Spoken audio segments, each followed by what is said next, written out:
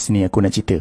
Pada satu hari, satu zaman, satu tempat, ada satu syarikat, ataupun bukan syarikat lah, cawangan kecil je untuk satu syarikat. Ada beberapa pekerja berdedikasi. Pengurus cawangan namanya Encik Ibrahim. Satu hari tu, macam biasa, Encik Ibrahim tengah duduk tengok kerja dia. Tiba-tiba pintu terbuka dan masuklah Tuan Syukri. Tuan Syukri ni pengurus kepada pengurus cawangan Encik Ibrahim. Dia pemilik semua rangkaian syarikat, termasuklah syarikat tu. Encik Ibrahim pun apa lagi, terkejut lah, cuak kan. Tiba-tiba bos besar datang ofis dia. Dia fikir apa pula dah. Tuan Syukri pun duduk, minta Encik Ibrahim panggil semua pekerja cawangan situ berkumpul sebab dia nak jumpa sekarang. Encik Ibrahim pun terus terbang, sekelip mata kau berubah, tak fikir apa-apa dah. Jumpa semua pekerja, panggil. Di sinilah tuan-tuan dan puan-puan, satu kejutan. Mesti kau orang fikir semua pekerja berkumpul depan Tuan Syukri tu segera kan. Tapi yang berlaku agak pelik sikit. Pekerja pertama kata kat Encik Ibrahim, "Sorry Encik Ibrahim, saya sibuk sikit, ada lagi kerja sikit. Kerja penting ni, kerja syarikat. Nanti dah siap saya pergi Pekerja kedua pula kata, "Macam ni Encik Ibrahim,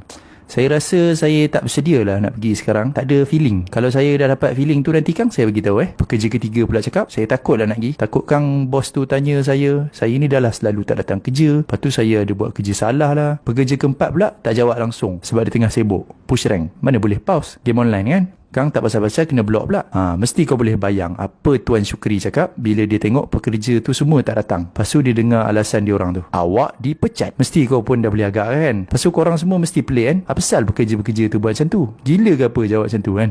Sebenarnya ramai orang sekeliling kita yang buat macam tu. Bahkan dengan yang lagi penting banyak berbanding dengan Tuan Syukri ni. Dengan Tuhan kita yang maha suci, maha tinggi. Dan untuk Allah hanyalah perumpamaan yang tertinggi. Tuhan kita yang cipta langit, bumi, cipta kita, bagi kita rezeki, bagi kita nikmat banyak. Tuhan kita panggil kita berdiri depan dia ada waktu-waktu tertentu tiap-tiap hari. Tuhan kita. Tapi ada orang yang tak nak berdiri depan dia. Banyaknya sebab yang lebih kurang sama dengan cerita tadi. Ada orang sibuk buat kerja lain. Macam contohnya kerja, cari makan ke, study, ulang kaji ke, uruskan anak-anak ke, dan lain-lain. Dan memang kerja tu semuanya penting. Tapi yang jelas tak sepenting menjawab panggilan Tuhan kita. Ada orang cakap, "Saya tak boleh nak rasa khusyuk lah." Ataupun saya ni tak menjiwai solat tu. Jadi dia pun tak solat buat sementara. Ataupun selama-lamanya. Sampailah dia dapat feeling khusyuk tu. Ada juga orang yang kata, dia banyak tak buat apa yang Tuhan suruh. Contohnya dia ada buat dosa tertentu ke yang dia tak mampu nak tinggalkan. Jadi dia rasa tak mampu lagi nak berdiri depan Tuhan dia sebab dosa-dosa macam ni. So dia tak solat. Ada juga yang hebat lagi, tak berdiri depan Tuhan dia sebab malas atau sibuk buat apa-apa lah. Semua sebab-sebab ni membuat satu persoalan yang sangat penting untuk kita. Sebab apa kita solat?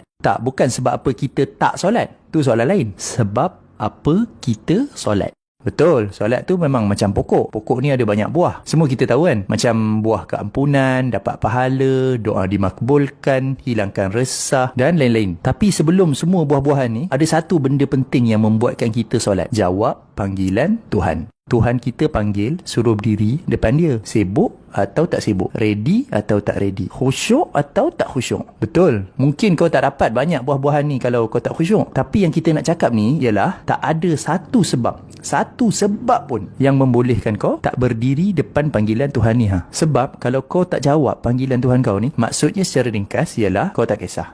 Kau tak ambil pot. Tuhan bagi satu panggilan, nak kau datang sekarang juga.